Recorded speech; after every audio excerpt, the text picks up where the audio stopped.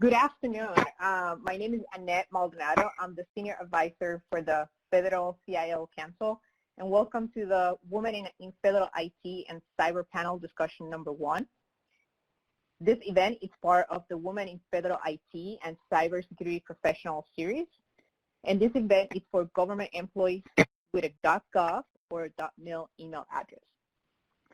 The information shared on this call is not intended for members of the public or press. And remember, this event is going to be recorded. For more information about the series of engagement, visit the Women in Federal IT and Cybersecurity MAC.gov event page.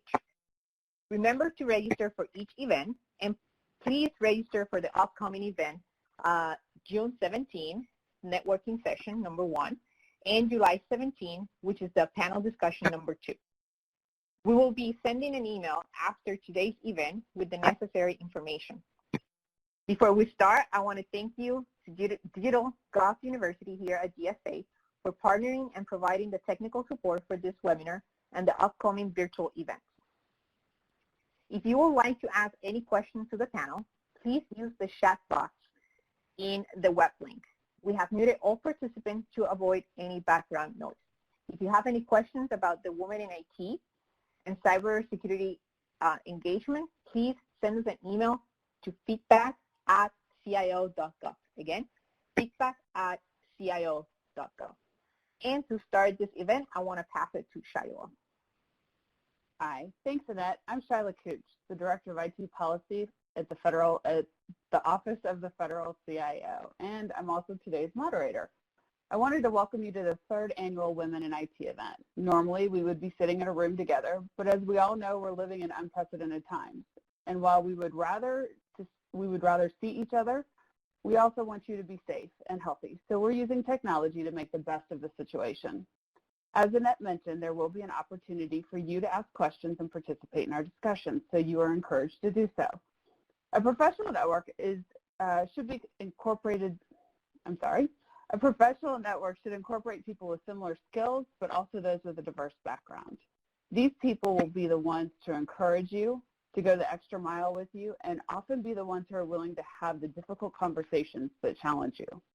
That's what we're here to discuss today, is how to build a broader professional network. I'm joined today with 3 fantastic panelists.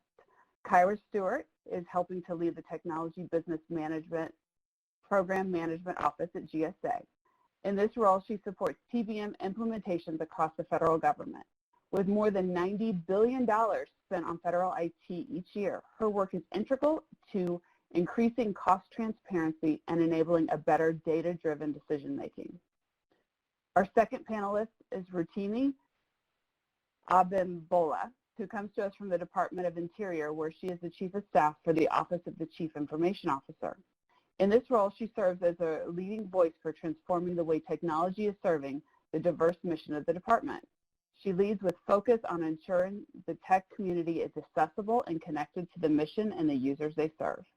And our last panel member is Sarah Moffat, who comes to us from the Department of Veterans Affairs. In her role as Senior Advisor for the Cyber Workforce Management, she has been able to lead the development of a cyber awareness program called Cyber Hero for the VA's almost 500,000 network users, assessing 1.6 million connected devices across the U.S.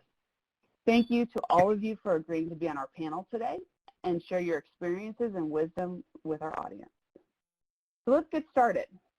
Sarah, as you know, building a network of people you can call on throughout your career is important. Can you please tell us how a professional network has helped you in your career? Thank you. Yeah, for me, having a professional network has been absolutely critical. It's given me the opportunity not only to reach out, ask for help, ask for guidance, ask for wisdom, but also it's provided job opportunities, not just for me, but for other folks in my network. I've been able to connect people to opportunities, and people have connected me to opportunities. I've been able to benefit from people, above me, giving me information, and then I've been able to give information to folks that are coming up. And so whenever I think about building a professional network, I think of King Arthur. He is legendary, right? We all have heard of King Arthur. And what is he legendary for is his round table, which is really his professional network, right? So he had this amazing network, and he had a mentor, which was Merlin. And one of the first things that Merlin told him to do was to set up the round table, to humble himself. And the round table was founded on principles like meekness, humility, and patience. Patrick Lencioni, he calls the best team players the best networks. He says you got to be humble, hungry, and smart. So I think that's the modern day equivalent of who you want at your round table, are the humble, hungry, smart folks. And so the reason that Arthur's round table was so legendary was because he knew what he believed about himself, he knew what his values were, and he knew what his quest was. So it's much easier to bring people into your professional network when you know who you are, what you stand for, and what you are going for. And then you start to build this roundtable, and you look for diversity, and you look for people who have more experience and less experience, and then you get this robust, legendary kind of professional network. And so that, to me, has been literally the linchpin in everything that I've been able to do in my career. It's so, so, so important.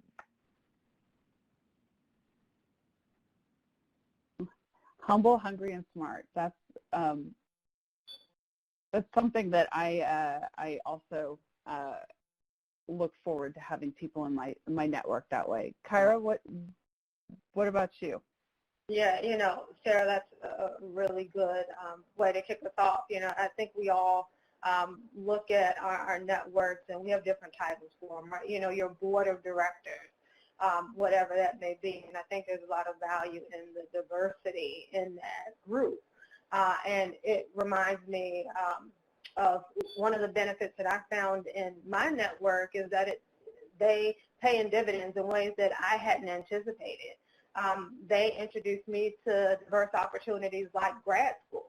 And at times when maybe I wasn't even thinking I was interested in doing that. But if you surround yourself with folks who know your interests or believe in what's best for you, they will introduce these diverse opportunities to you and give you that nudge.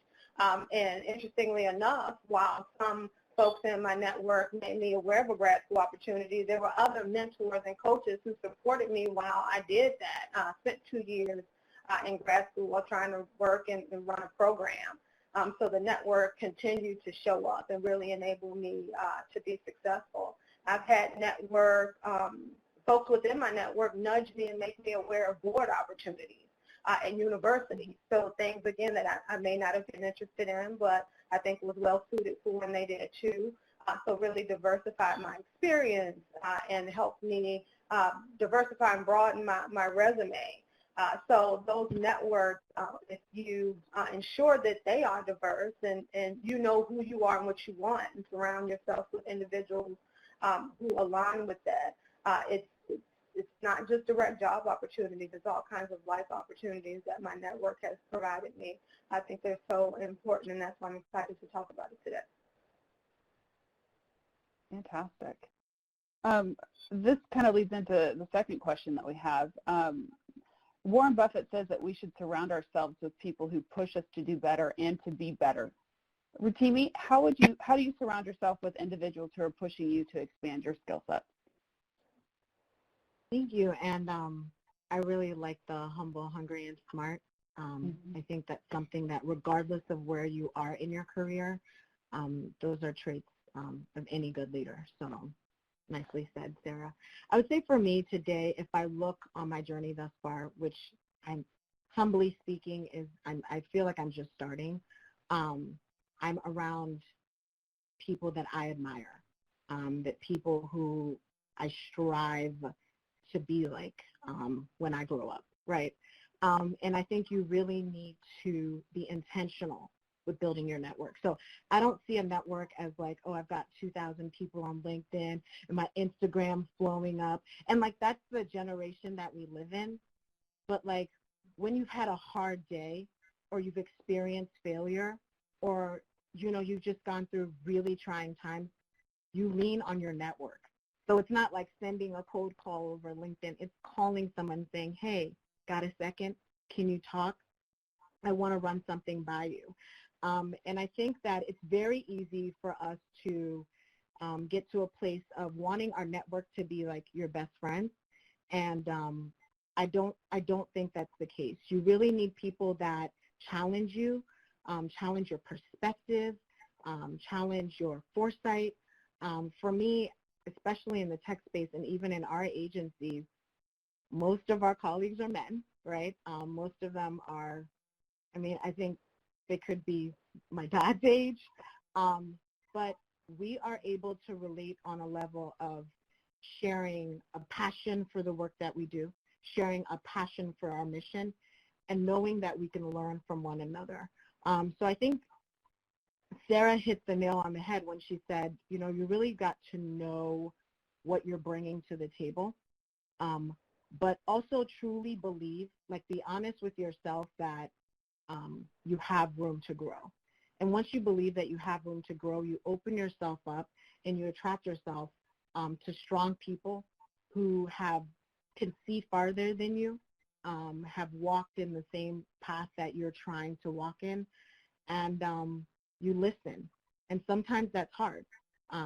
But what I found is that keeping an open mind, being strong in who you are and what your values are, and being willing to listen to their wisdom helps you in moments when you aren't strong or you just don't have that experience.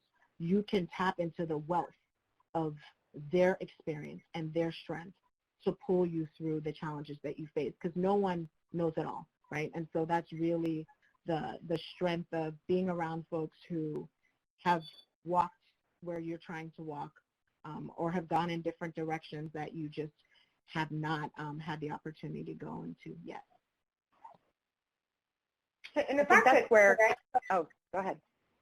Sorry, Sarah. And Rotimi said something that stuck with me, and I think we'll probably talk a little bit about broad networks and things like that. And you can cold call folks in your network. That's something that can work, but there's value, in having that direct kind of connection. And one thing that came to mind for me, and it might be a unique spin on this, but also considering having a coach in your network.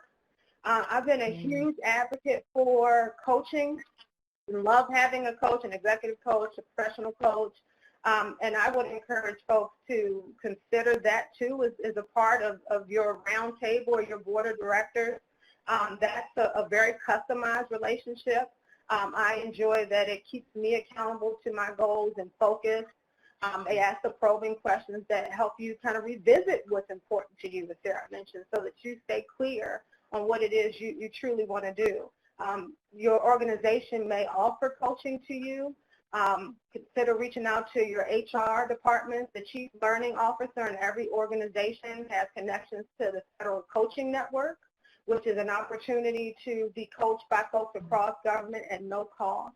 So that's a resource that exists in government, and I think it's been important to me to have that kind of one-on-one relationship with someone who is very objective and can kind of help me stay focused on what I'm interested in. I found that to be a very useful kind of dynamic to have someone push me in my professional development. That's brilliant. I was thinking about what Rotimi was saying too about, you've got to be able to be willing to accept the fact that you don't know everything. And I think ultimately that's humility, right? And the more, so I'm a coach, so I was just talking with some ladies this weekend, and I was saying the more you learn, the more you recognize how much you don't know. So that having that hunger for more information, for looking up at your coach, which is what I would consider like a Merlin, right? If I'm going back to the King Arthur thing, you've got Merlin, right? Who's kind of saying, all right, you need a network, you need a round table.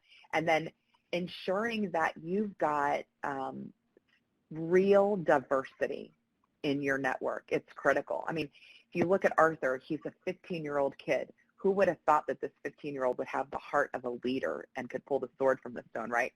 So it's not just, the senior SES that you want at your table, right? You want the younger folks. You want people that look different than you, that are of a different socioeconomic status, that have a different background, different skills, because they're all going to add so much value.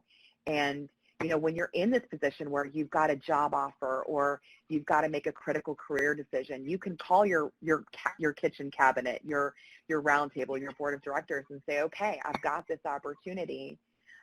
Here are my values. So ladies listening, if you don't know what your core values, your personal core values are, that is an exercise I recommend you all take at some point in the future, because how are you going to invite people to go on your quest with you if you don't know what you stand for? And so you can say, these are my values, and this is the decision that I'm looking to make, and have this diverse group of people help to guide you along. So I would say humility and diversity are two critical elements of your roundtable that you need to have.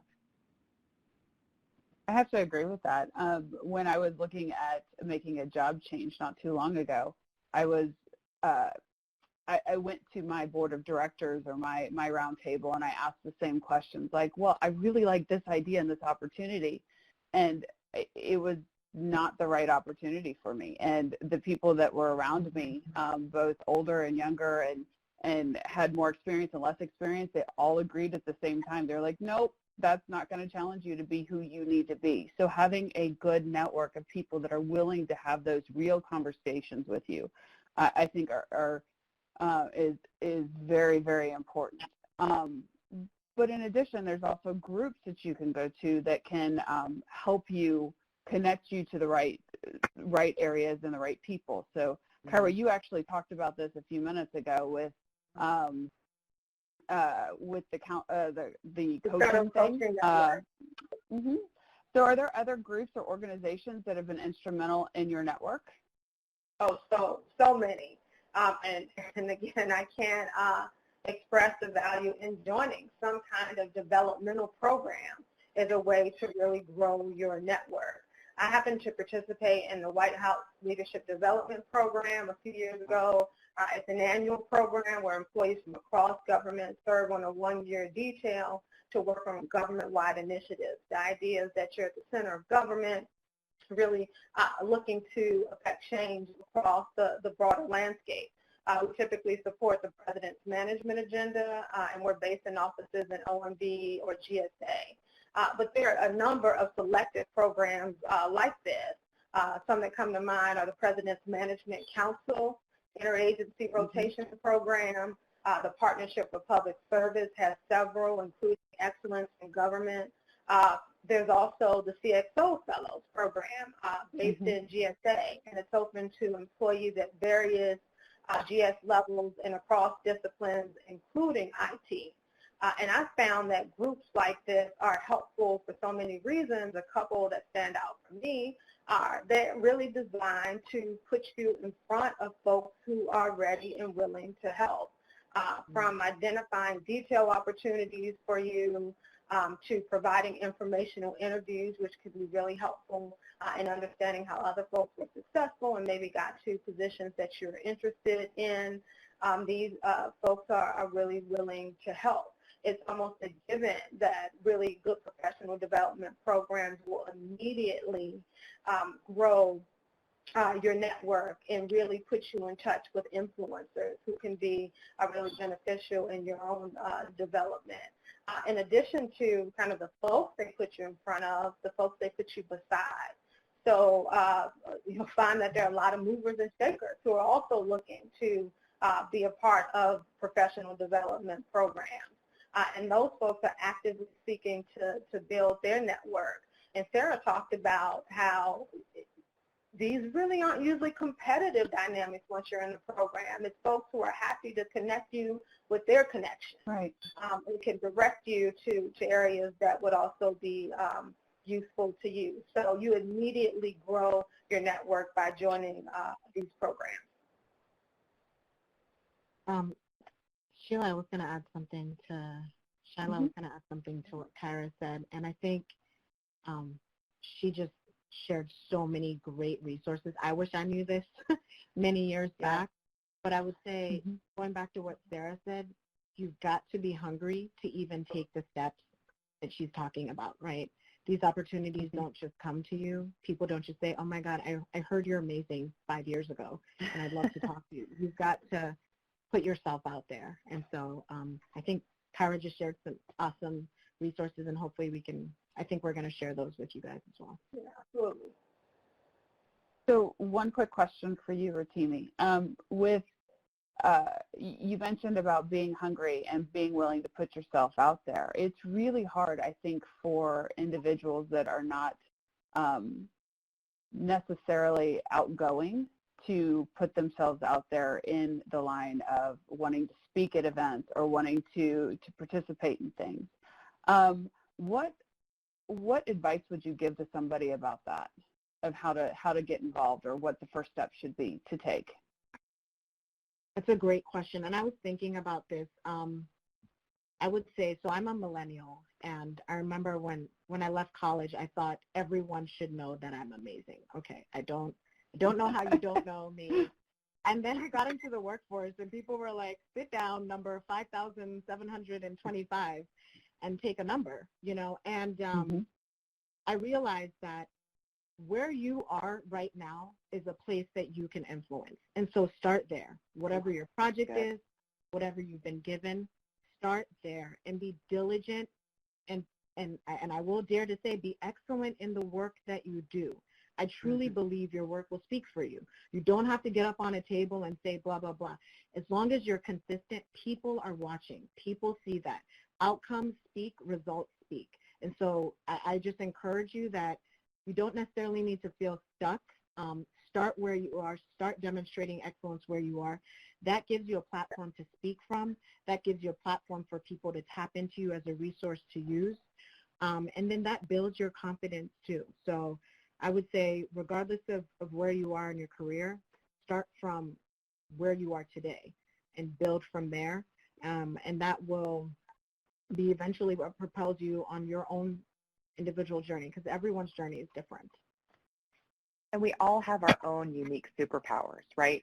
So wherever you are and whatever role you're in, figure out what it is that you add to the team that no one else does. What problem can you solve, and solve it well, and be the magical resource for whatever it is that your gifted thing is. Like, for me, everybody knows I'm the creative one, and sometimes that's the weird position to be in, but I'm going to come up with a creative solution to the problem, and that's my superpower. So figure out what your superpower is and build it every day. Every single one of us needs to be working on our professional development every single day. So if you think that you need to be out there speaking to build a name for yourself, then get your phone and start to take classes on YouTube or LinkedIn Learning or your resources with your federal agency, and start to learn about public speaking and start practicing it, whether it's, just leading the beginning of a meeting, but work on things that are going to help you 1 year, 3 years, and 5 years out. Know what those things are and start to build on them, and definitely look to your professional network. Hey, I'm working on public speaking. I need some help. Can you guys be my audience next Saturday morning for 20 minutes while I practice my speech for next week? That's the kind of thing that your network, that your roundtable will be really good to help you out with.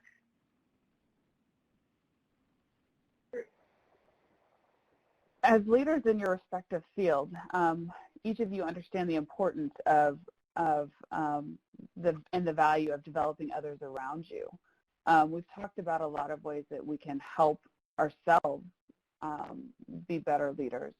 But Rotimi, how are you influencing the next generation of women in IT?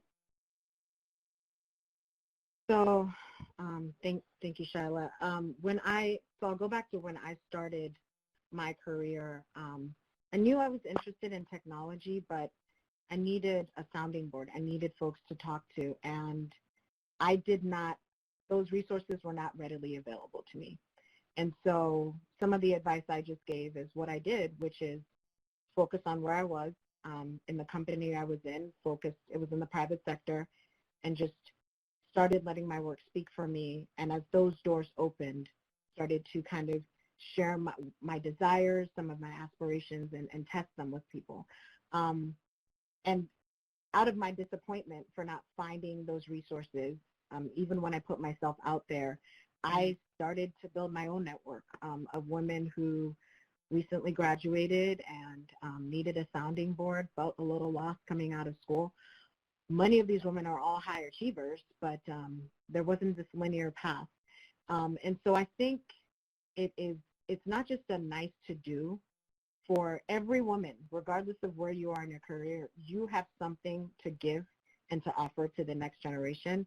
So I believe it's a responsibility that we have to look out and identify other young women who are hungry, who have interest in developing. They may not know what they want to do. I mean, shoot, I think a lot of people still don't know what they want to do. But it means the world when you are somebody that has some title and you look across at, an intern or a woman who's, even in your workspace, and you just say, hey, it's really good I see that you just joined our organization, or I've seen you a couple of times, and I just want to introduce myself and let you know I'm available to have coffee with you. I mean, that in and of itself can reaffirm for someone that, hey, I'm valuable. I matter, I'm seen, and I'm capable of making a difference in this space. So I think we really need to step out. We can't just ask folks to step out and network. We also need to proactively reach out. I've got an intern right now. I think she's watching, Nadia Hernandez, and I'm proud of her. I hope that she sees me as a resource that even when she goes back to school, she can reach out to. I'm a resource for her friends. I think we need to lead by example. Our actions mean more than words that we type. We need to step out and really pull women into our experience and into our journey. Yes, everyone's journey is different, but tell people what your journey has been. Be open, be transparent, share your experiences. That helps, that humanizes us. And it helps to bridge that gap where folks just feel like, can I ever ascend to that level? Yes, you absolutely can. And here's how I got here, and I'm happy to work with you to develop yourself. So. And I'll build on that too, just taking it even down a younger generation. I had the good fortune of being able to partner with DC government a couple summers ago and host a cadre of summer interns from STEM programs in DC public schools. And I was shocked to see how even today there's an obvious disparity in boys and girls interested in tech still. So if ever you have an opportunity to speak to students, and I mean elementary school, middle school, high school students, please take advantage, whether or not it's your kids or nieces or nephews or neighbors. To Rotimi's point, just stop and acknowledge them and engage. They may not know exactly what it is they want to do, but it's important to be an example for young women that tech is an option for them. But there certainly aren't enough women, especially women of color, in the field that young women can identify with. I'd encourage folks to be approachable, be supportive. Be encouraging, be engaging. These are qualities that are important, whether or not you're trying to influence a 10-year-old or a 40-year-old, So these are just sound demonstrations of genuine concern, and I think that can make an impression. And I don't mean to sound cliche, but, that internship program was as impactful on me as it was on my students. There's an expression that A helps B help A the most. And that was really true. There was something about something energizing about engaging and supporting and connecting young women to the idea of IT. And it really helped kind of recharge my own battery. It helped me appreciate the opportunities that I've had to continue to try and do good work. We have an obligation to reach back and be supportive in the way those have supported us. And I hope we'll all find ways big and small to do that. a couple summers ago, I was in an Uber, and the guy who was driving, I was in San Antonio speaking at a conference there, and the Uber driver's young daughter was sitting in the front seat, and she was doing her homework, and she just started chatting with her, and she mentioned that she was in school learning to be to develop games. And we were talking, and I said, have you ever considered working in cybersecurity? And she said, oh, I could never do that. And it gave me an opportunity to talk to her, like, you're already doing IT. You're obviously clearly gifted, and you've got this, computer programming background, software development background. And just by kind of being open about who I was and what I was doing, this conversation started between she and I. I ended up giving her my card, and she and I have been corresponding for this, last year or so, and, just talking through her career and giving her some options on ways to go forward. So I think Rotimi and Kyra both touched on this, just being authentic to who you are and opening your eyes and looking up and down, looking all around you and seeing where can you serve, where is your voice going to be meaningful, and how can you lift other people up? Because we do have, I think, part of our mission, every single one of us on this call, regardless of where you are in your organization, where you are in your career, you have something valuable, as Rotimi said. And so living authentically in that and looking for ways to share that gift with others that are coming up, you don't know how life-changing that can be for them. So I think that's, Rotimi, you hit it on the head. Kyra, you both, I think you're awesome. I'm glad you're in my network. I agree. Right back at you.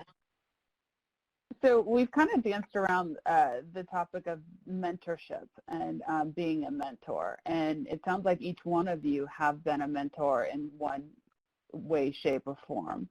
But sometimes those things happen, and they're easy to immediately go, oh, I need to pick that person as my mentor. But other times it's not nearly as clear.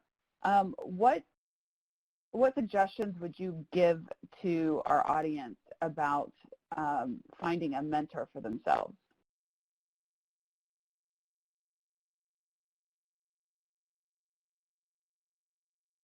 I like to reach out to folks who I'd like to emulate.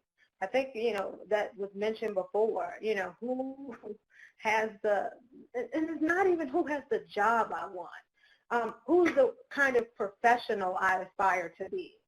And that has been really kind of important to me. Who is someone who engages with his or her staff and has the kind of respect and sincerity that I would like to have one day in an organization. And it goes back to kind of what Sarah has talked about with knowing yourself and what's important to you. And we talked a little bit about authenticity. So, that's been key for me and helping me consider who should I, pursue as a mentor. I've been fortunate enough for those individuals to be receptive to that. But I think that's also something to consider. Is that someone with some kind of availability or interest? I'd hate for someone to reach out, for the ideal mentor and that person be incapable of doing that for them and then they be turned off by the idea of mentorship. So hopefully there are a few folks around who have the attributes of effective leadership, management, technology, and a technologist that appeal to you, and consider reaching out to those folks. That's always been something that's driven me. I think it's really, really great to remember that you don't need one mentor. Yeah. Right. So, a lot of times the folks that we want to mentor us, they're crazy busy. They don't have the time to meet with you an hour a week or an hour a month. And so being willing to look out and ask different people, like I might call Shila later and say, hey, I'm looking to make this step in my career. You're great at this thing. Would you mentor me in this specific area? Would it be okay if you and I talk for 15 minutes a month, the third Thursday, whatever, just that way you're not tapping out a resource. You're allowing that person to operate in their superpower, which is not going to drain them. And also remember that, allowing someone to mentor you is giving them a gift too, because it's really giving them the opportunity to expand their legacy. And so you just, I would say, ask multiple people based on their superpower, based on the things, based on the areas where you want to grow. Ask individual people and make it very like, I need direction in this specific area. Can you help me with this specific area? Yeah, and I think I would add. Go ahead. Sorry. I was just going to say, don't limit yourself. Don't be like, oh, it's Kyra. I can't email Kyra. You know, take the step and email Kyra. Right? email any of us. But, you know, I agree that be as specific as you can be. And just try and build a relationship over time. I think that relationship will help you in different seasons of your life and your career, because your career will change and it'll ebb and flow. And I agree that you certainly don't just want one mentor. I think as you grow in your career and you're presented with greater complexity in the decisions you have to make and in the factors involved, you're going to want multiple voices. You're going to want multiple perspectives. I mean, my parents are a part of my mentorship pool. You know, that's one perspective, right? And then I have former bosses, current bosses. So I think you want multiple, and you want diversity. And you should never see it as a burden on that person. I really do think it's a gift both ways. Absolutely. Yeah, I have to agree with you. When I first started in government so many years ago, I didn't realize the value of having a mentor. I thought I knew everything, kind of like what we've talked on before. I knew everything. I was really great at what I did. And then reality set in, and I realized I really didn't know anything, and I really needed a lot of help. So I started informally. I didn't know the word mentor or what it meant, but I went to one of my former bosses, and I was like, I need help. I don't know what to do. And so she sat me down, and one thing that I found, it was intimidating to use the word mentor, but it wasn't hard for me to go, hey, can we grab a cup of coffee? I want to run a couple things by you. And to me, that seemed to make it easier for me to ask that question, like, hey, I know you're busy, but if you've got some time in the next couple of weeks, I'd love to have that conversation just over a cup of coffee or lunch or anything like that. Did you all have a similar experience?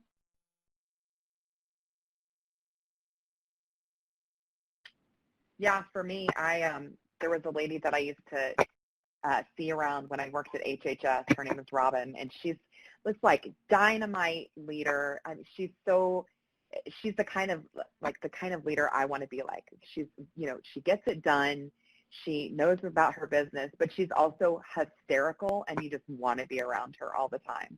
And so I literally was like, hey, you know, I heard that if you want to get really good at something, you need a coach, and I want to be good like you at this specific thing. Can we grab lunch? Can we sit down and, you know, like, let me buy you a cup of coffee up in the cafeteria upstairs? And, you know, a lot of times our interactions were like based on when she, you know, hey, Sarah, I've got 5 minutes free. Okay, let's go.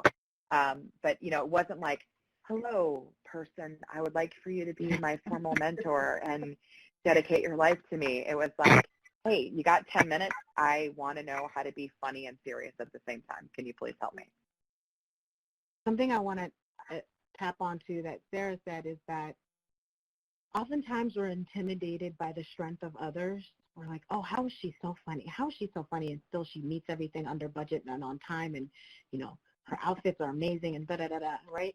Well, you can be like that too if that's what you desire, but gravitate towards that strength.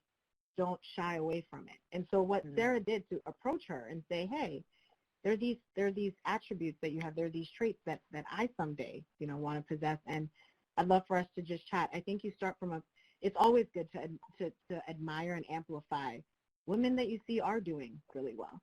I think a lot of times we don't do that enough. You know, you have like your girlfriend chat and you're like, oh, there's this lady and she's amazing, but yeah, you know, but no, approach her, you know, celebrate her, and perhaps forge a mentorship relationship with her. I think the boldest I ever was I went on a work trip. I was a last minute add to a work trip, and I walked up to the CIO of a very large company and said, how did you get your job? Did you mean to fall into IT, or did it just happen? And starting that conversation, it was probably the boldest move I'd made because I'm very shy, actually, in public. But to have that kind of boldness at that moment and ask that question, she's been a great asset where she's been able to talk to me about things and really call me out on a few things and give me a different perspective, which is good. So I really, really appreciate that. As a reminder, everyone, please send your questions in so we have some time here so we can answer them for you. Hey, I was going to say your story, Shila. 2 years ago, I was at a conference, and this guy was speaking. He was on fire. He had 400 people in this room, like, up on their feet. He was like this super dynamic guy, and he had us doing these breakout sessions. And during one of the breakout sessions, I walked up to him. I don't know where this courage came from. I don't know where the question came from. But I just walked up to him and, like, straight up to the podium, and I said, I want your job. And he said, go for it. And he and I sat down afterwards, and he was like, this is what you need to do. This is who you need to talk to, blah, blah, blah, blah, blah. He and I are still connected. I reach out to him all the time. But that, like, became my, like, hashtag for my life was go for it. Just go for it. So I think fortune favors the bold. Even if you're, like, painfully shy, like Rotimi said, amplify the greatness about the person that you want to talk to, the person that you want to know. I walked into Margie Graves, and I was like, if I want to be an SES, do I need to dress differently? She just looked at me like, what? But I really wanted to know, like, what do I need to change? So being bold and, you know, recognizing, hey, you got some style, sister. Like, I want to dress like you. Yeah, yeah. It's amazing how approachable. Go ahead, Kyra.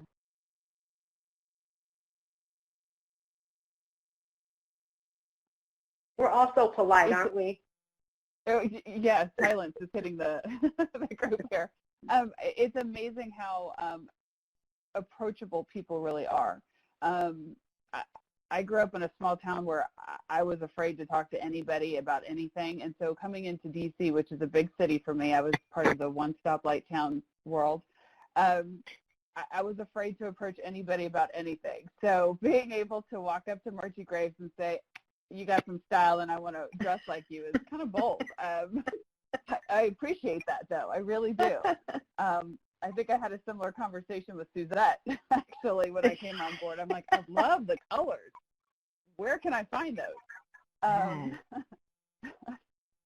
One of the questions that came out from the audience today was from April, and she says, I work with DOJ and just started my bachelor's in cybersecurity. What types of jobs are out there for beginners? Mm.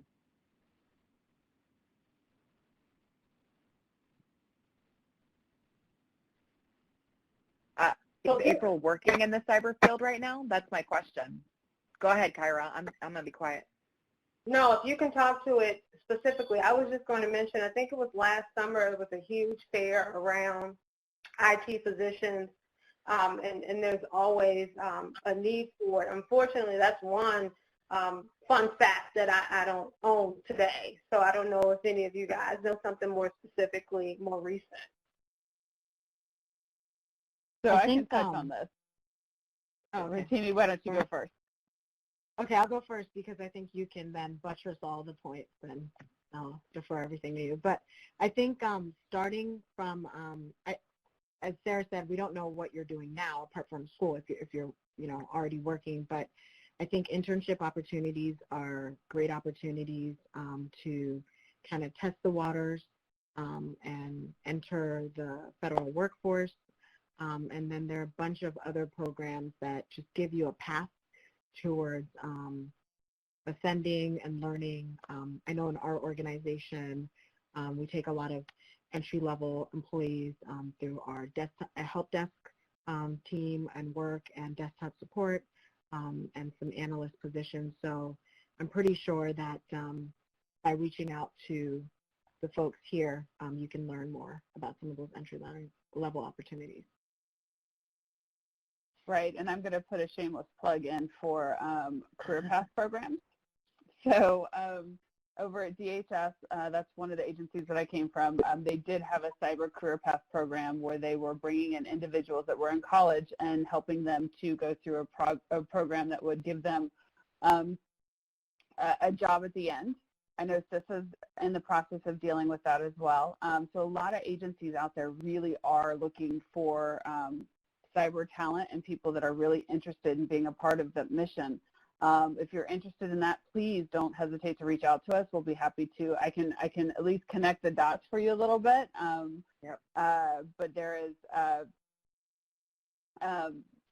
But there's a lot of opportunity out there. There is a gap when it comes to our cyber workforce. We are in a short supply, and we need a lot more.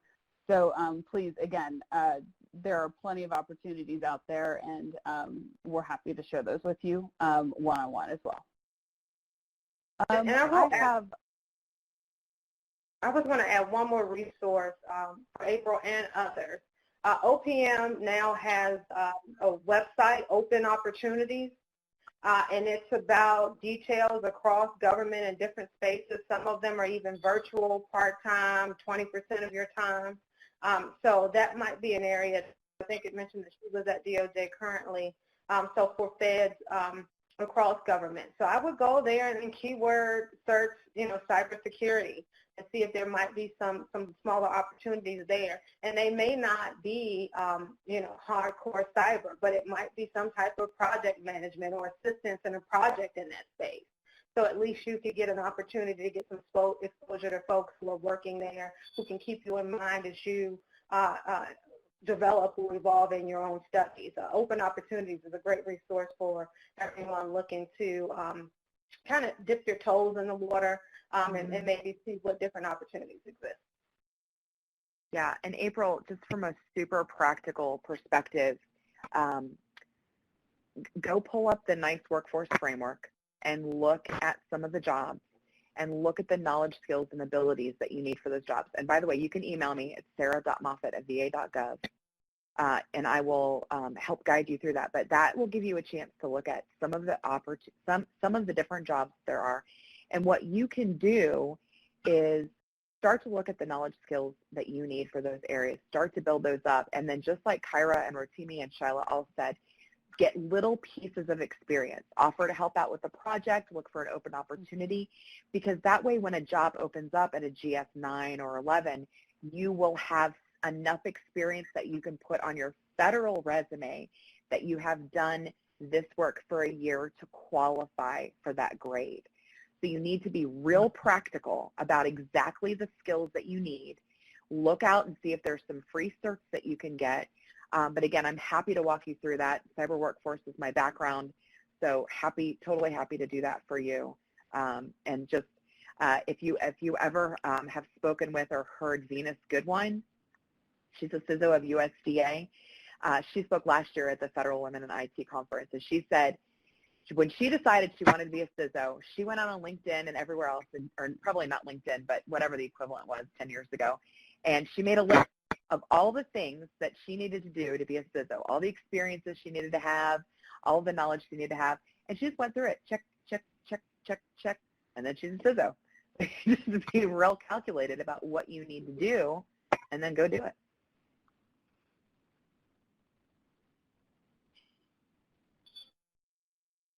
I once had a mentor that reminded me that people are always watching, and it was great advice, and it wasn't something that I realized until he actually said it, and I started to observe people around me. So, ladies, I'm going to throw this question out to you. What piece of advice would you give to our audience?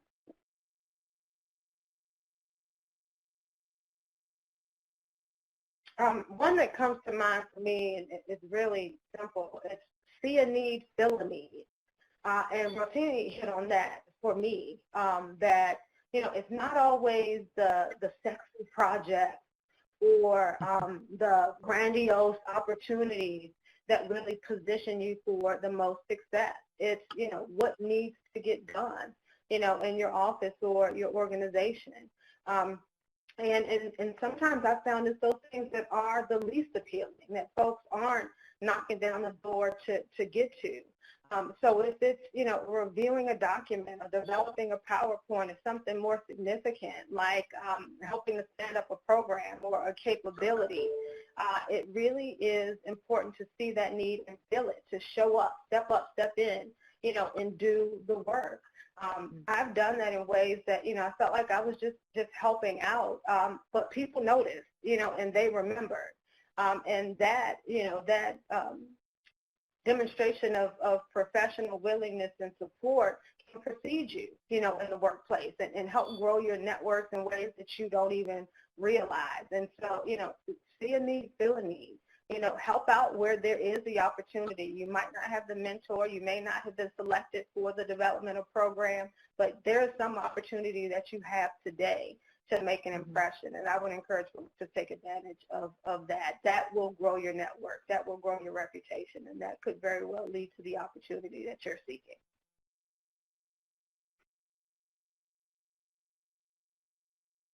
Go ahead, Rotimi. So I think similar, just like with life, right? Your career comes in different seasons. And like Kyra was saying, some seasons of your career are just going to feel like, let me wake up, get my job, not get into any confrontations, and go home. And those are challenging times, and that's where, you really pull into the strength of your network. And then there are times when you're just going to have an amazing boss. You're going to love what you do, and you're just like, I want to scream from the rooftops that, you can truly make a difference. And I just think in every season, just be really conscious of where you are, be conscious of what's happening around you, and be conscious of how you're showing up. It's important to be consistent in every season, because before you know it, that season will change.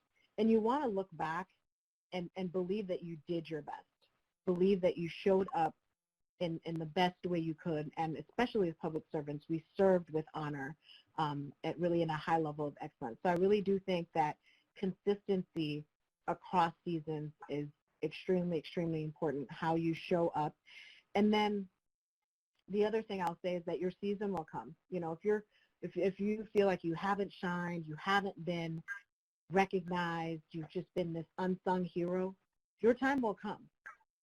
If you're putting in the effort, you're taking some of the steps that we talked about today, all those things are an added benefit. But truly, if your motivation is in the right place, they'll just be an added benefit. So I think we have to really check our motives, check why you're doing what you're doing, and if it doesn't come from a place of passion, then maybe it's time to make a shift. But those things like, hey, I want to, up my pay grade, I want, to be speaking more, those things will surely come. But I think it's really about how you are showing up, the work that you are putting in to develop and put your best foot forward. I would agree. So I'm going to give two-part advice. My first piece of advice tags right on to what Rotimi just said. She's talking about being consistent. I'm going to talk about being congruent. You look at where you want to be 3 to 5 years from now. What are you doing today in alignment with who that person is? What decisions are you making today that are preparing you for that person in 3 to 5 years? So that no matter what weather comes, no matter what pandemic comes, no matter what happens, you are making decisions today that are congruent with the person you want to be in the future. And that is critical. Every morning you wake up and say to yourself, I am the director of blah, blah, blah. What is a director going to do today? Well, she's going to work out. She's going to take care of her health, drink her water. She's going to make good choices. She's going to network, right? These are the things that director does. Those are the things you do today so that you are congruent today with the person you want to be in the future. And the second part of that is rehearse your success. So many of us gals we replay and replay and replay that awkward moment we had earlier today. Do we not? And how many times have you said, I feel like we've had this conversation 10 times? Well, that's because you have. And then you practice it in your head again. So what I want you to do is I want you to practice your successes. Sunday night, when you're thinking about what you're going to do for the week, replay all those successes that you had from the week before and let that guide your decision-making for the week ahead. Think about what is that success going to feel like and practice it. Feel it in your bones. Let your heart rate get up and get excited for what you're about to do, because this is your life. You don't want to live year after year after year over and over again and call that life. That's Groundhog Year. What you want is you want to make a change today that's going to set you up for success. So be congruent today with the person you want to be in the future and practice your future. And that's going to help you build your network too, ladies, because you're going to be thinking up. Think up. The end. I like that. I like that. I have a tendency to do exactly what you said, replay all the problems that went on during the day and rehearse them again and again. So I love the fact that you said to focus on what I want it to be. That's great advice. Well, as you heard today, it's important that we continue to build our network intentionally with people who are not only in our field of expertise, but also those who complement our skill sets while also challenging us to be better, more rounded professionals. I want to thank everyone for being a part of today. As a follow-up from today's event, our team will be sending out an email with additional resources from the discussion, as well as a link to register for the June 17th virtual networking event featuring our mentors, Maria Rote, Dorothy Aronson, and Jason Gray, all fantastic individuals. Mm-hmm. I want to thank you for attending today and thank our fantastic panel for sharing their time and wisdom with us. We hope that you and your loved ones are continuing to stay safe and healthy, and we'll